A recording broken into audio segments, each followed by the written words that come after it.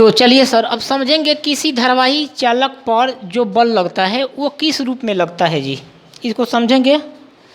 देखिए सर, सबसे पहले मैं बनाऊंगा फिगर। ये मेरा कोई धारावाही चालक है जी, ये क्या है, मेरा कोई धारावाही चालक है जी।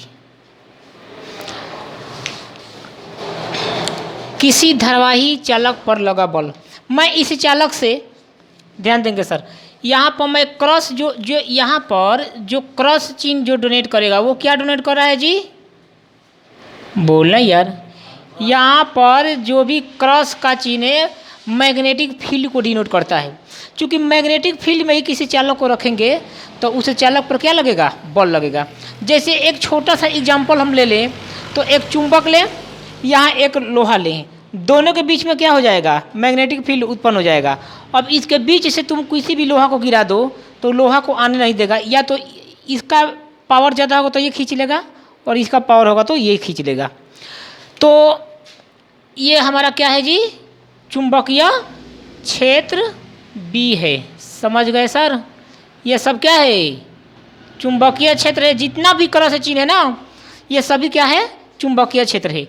मैंने बताया सर इस अनुप्रस्थ काट का क्षेत्रफल, वास्तव में अनुप्रस्थ काट का क्षेत्रफल क्या होता है, जैसे कहने का मतलब मैं ले रहा हूँ, मैं इसको ले रहा, ये अनुप्रस्थ, ये मान लीजिए कि पूरा एरिया है जी है। अगर हम बात करें कि इसका अनुप्रस्थ काट का क्षेत्रफल क्या होगा, तो क्रॉस एरिया, क्रॉस, ये क्रॉस है, ये क्रॉस है, ये क्रॉस है ना, तो जो क्रॉस वाली भाग होते हैं ना, ये नीचे और ये ऊपर, पूरे एरिया को अनुप्रस्थ काट का क्षेत्रफल नहीं कहते हैं। तो ये क्या हो गया सर हमारा, यहाँ से हमारा बनेगा कि इस चालक से जो इलेक्ट्रॉन है ना, इलेक्ट्रॉन ई है ना, इलेक्ट्रॉन ई या स्मॉल आवेश कह दो, ये भीडी वेग से गमन करेंगे। यानी भीडी वेग का मतलब क्या हो गया सर, अपवाह वेग है ना। अपवाह वेग यहाँ पर ये हम लोग का रहा चुंबकीय क्षेत्र। अब बताइए सर, इस चालक का जो क्रॉस सेक्शन एरिया है, क्रॉस सेक्शन एरिया क्या है जी, ए है। ये क्या है, एरिया ए है, सही है। इस चालक की टोटल लंबाई, यानी इसकी अगर हाइट को मैं बात कर दूं तो ये टोटल लंबाई क्या है सर, एफ है या नहीं बताओ। तो रूल कहता है कि जब किसी धारावाही चालक से जब कोई भी वायर हो, मतलब कोई भी तार हो, तो उनमें चुंबकीय क्षेत्र में अगर हम रखते हैं, उन्हें अगर हम चुंबकीय क्षेत्र में रखते हैं तो उस वायर पे बल तभी लगेगा जब उस वायर से करंट बह रहा होगा। इसका मतलब इसके प्रीवियस वाले टॉपिक में मैंने बताया कि ये जो आवेश है इस समरूप चुंबकीय क्षेत्र में क्या हो रहा था भाई साहब, गति कर रहा था। जब गति कर रहा था तो इसके अपोजिट डायरेक्शन में इस पे चुंबकीय बल काम कर रहा था या नहीं। उसी प्रकार से जो वायर है, जो चालक है या जो तार है, उसमें पहले से विद्युत धारा बह रहा है जी। इसलिए ऐसा वायर या ऐसा चालक या ऐसा तार जिनसे विद्युत धारा प्रवाहित हो रहा हो, उसी को बोलेंगे धारावाही तार या धारावाही चालक। समझ गए सर।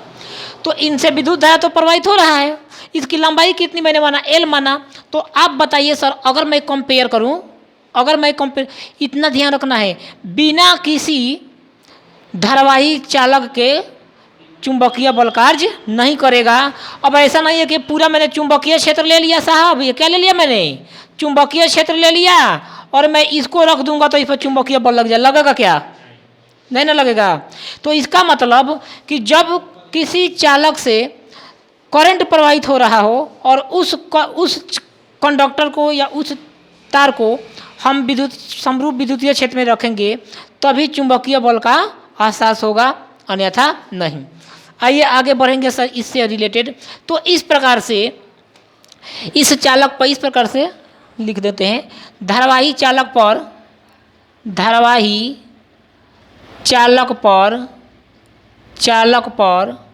अल्प आवेश के कारण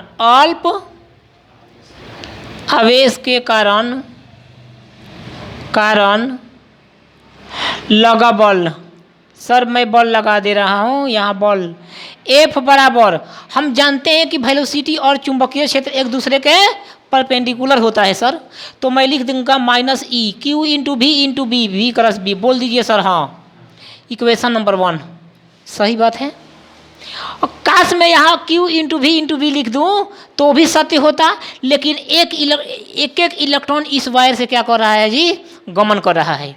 तो मैं लेता हूँ, अगर मैं बात करूँ, हम जानते हैं वी नो डैट कि Q बराबर N ही होता है सर, ये बातें अच्छा से पता होगा। तो अगर हम ये भी लगा देते हैं कि इस चालक का आयतन कौन वीर बताएगा, इस पूरे आयतन में बताइए। अगर ये हम लेते हैं कोई बोतल है हमारा, तो इसमें पानी अगर फुलफिल होता है तो कहते हैं कि भाई इसका आयतन कंप्लीट है ना। तो क्या इस चालक में मैं देखता हूँ कि कितने आयतन का इलेक्ट्रॉन गमन कर रहा है। तो मैं बात करूँगा चालक का आयतन, चालक का आयतन क्या होता है जी, आयतन का फॉर्मूला क्या होता है, लंबाई गुने चौड़ाई गुने ऊंचाई। यानी मैं ये कह सकता हूँ इसका क्रॉस सेक्शन गुना एल, ये बनेगा क्या, बनेगा सर। तो मैं इस फार्मूला को मैं इस टाइप से भी लिख देता हूँ। तो इतने आयतन में इतने बता, चालक का आयतन इतना है, तो एक आयतन इतना है, उसमें n इलेक्ट्रॉन होंगे, तो इतना इलेक्ट्रॉन तो आएंगे साहब NaL इंटू ई। तो सर मैं इस फार्मूला को थोड़ा सा लिखता हूँ, इतना आयतन का इलेक्ट्रॉन है ना जी, अब ई की जगह इतना भर दूँ तो मैं क्या लिखता हूँ, माइनस ई इंटू, मैं n का मान भर रहा हूँ put totally, A into L into N into B cross B. लेकिन यहाँ पर मुझे VD करना होगा, क्यों, क्योंकि अनुगमन वेग है साहब, समझ गए।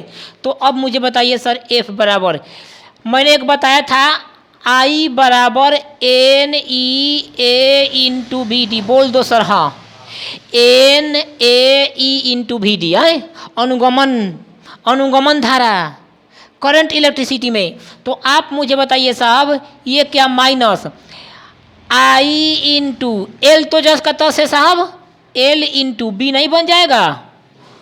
तो ये समरूप चुंबकीय क्षेत्र में जब आप किसी धारावाही चालक को रखोगे तो उस पर जो बल लगेगा I into L into B. लेकिन ध्यान रखना सर ये कि L और B जो होते हैं ना एक दूसरे के परपेंडिकुलर होते हैं। यानी मैं ये बोल सकता हूँ कि ये क्या है जी, L है, पूरे इसकी लंबाई L है, इलेक्ट्रॉन की वेलोसिटी कितनी है, VD है। तो जो इस पर जो F लगेगा ना, जस्ट इसके अपोजिट लगेगा, क्योंकि चुंबकीय क्षेत्र के अपोजिट में ही चुंबकीय बल काम करता है। ये बातें ध्यान रखना है, समझ गए सर। तो ये हम लोग का फार्मूला बनता है। अगर मान लीजिए सर, अगर मान लीजिए आपने इस चालक को परपेंडिकुलर रख दिया, मैं समझा रहा हूँ, अगर आपने इस चालक को परपेंडिकुलर रख दिया तो यहाँ पर साइन थीटा काम करेगा। तो अगर हम इस चालक को, मैं थोड़ा सा अलग फिगर बना रहा हूँ जी, ये मेरा क्या दर्शा रहा था, क्रॉस का मतलब क्या, क्रॉस का मतलब बताइए साहब, ये मैग्नेटिक फील्ड। अगर मैं इस चालक को एंगल थीटा के साथ रखता हूँ, एंगल थीटा के साथ रखता हूँ, तो अगर तो यहाँ पर FM बराबर क्या हो जाएगा जी, minus I into L cross B into sine theta. क्या ये फार्मूला और ये दोनों याद रहेंगे सर? अगर ये दोनों फार्मूला याद रहेंगे तो सवाल को हम लोग बनाएंगे। अब बताइए यहाँ पर अगर minus I into L cross B है तो थीटा जरूर 90 डिग्री हुआ होगा जी। तो यहाँ पर थीटा 90 डिग्री भरेंगे तो फार्मूला हमारा सेम क्या हो जाएगा, रिपीट हो जाएगा। चलो